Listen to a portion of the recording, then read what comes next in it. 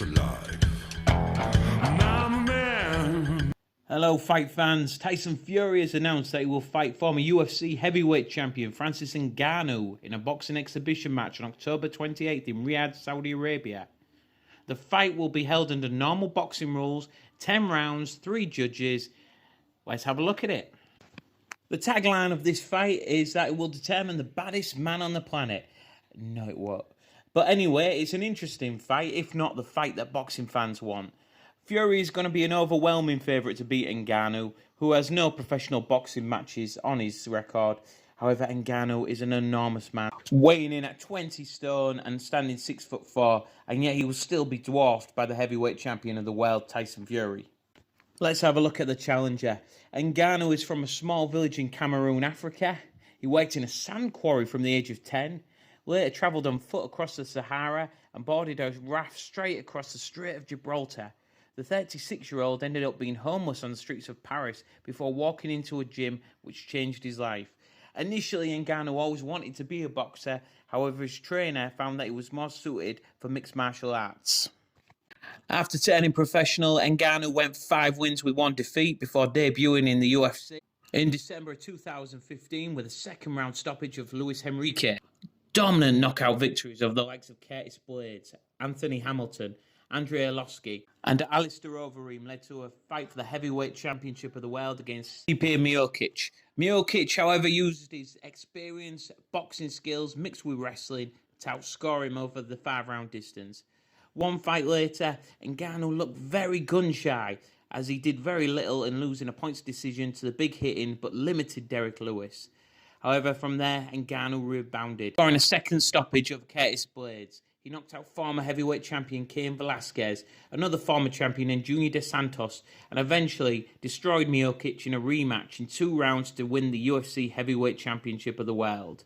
However, like John Jones, like Randy Couture before him, he fell out with the UFC's higher-ups, and he's only fought once since, outscoring Cyril Gagné, the UFC interim champion, on the 22nd January 2022 to unify the titles. He hasn't fought since, so inactivity is going to be a problem for him. In the ring, Ngannou is an enormous puncher. He has tremendous power. At times, he just steamrolls forward. He has fast feet, and he throws these wild hooks. He is so powerful that even partial, deflected shots have knocked people out in the past. However, these have been without boxing gloves on. Ngannou has also tremendous resilience. I've seen him trapped in numerous submissions, and he's never quit. He's also taken some big shots and shaken them off. In theory, his strength and wrestling skills in close will be superior to anyone that Tyson Fury has ever faced in the past, which could be interesting, especially as Fury generally dominates in the clinch. In terms of weaknesses, Ngannou is big, strong, but he's also extremely raw, with very little boxing ability, although he has got a beautiful right uppercut. Stipe Miocic used boxing and amateur wrestling to outscore him. The threat of Derek Lewis's power led to a boring standoff, but I suspect Ngannou's confidence had been severely dented by his performance against Miocic. He also struggled with the kickboxing, switch-hitting movement of Cyril Gagné. We all know everything we need to about Tyson Fury, the reigning linear heavyweight champion of the world.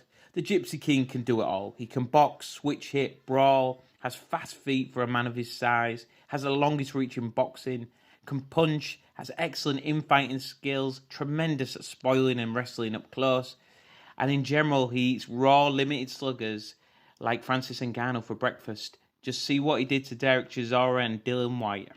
The unknowns of this fight is, will Fury be overconfident? Almost certainly he will be.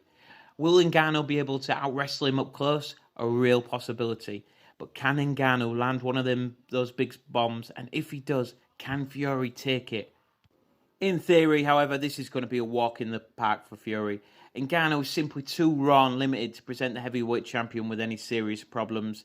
Even if Ngannou can land a shot, Fury has shown tremendous powers of recovery in the past. Just see his first fight with Deontay Wilder. Prediction time. I think Fury will stand back and outbox Ngannou from range, measuring the range with his arm, moving back, catching Ngannou as he tries to close the gap, tying him up close, and slowly as the rounds pass, he'll start turning the screw, landing more and more combinations, turning up the pressure. He may let Ngannou last to the course, but I just think by about the 7th, 8th round, the referee is going to have to save the brave former UFC champion. It's an interesting fight, I have to say. Ngannou has everything to win. Fury has very little to gain and everything to lose. But hopefully Fury comes through this unscathed and then finally stands to fight Alexander Usyk or Anthony Joshua. Speak to you soon, fight fans. Like and subscribe. I'm a man.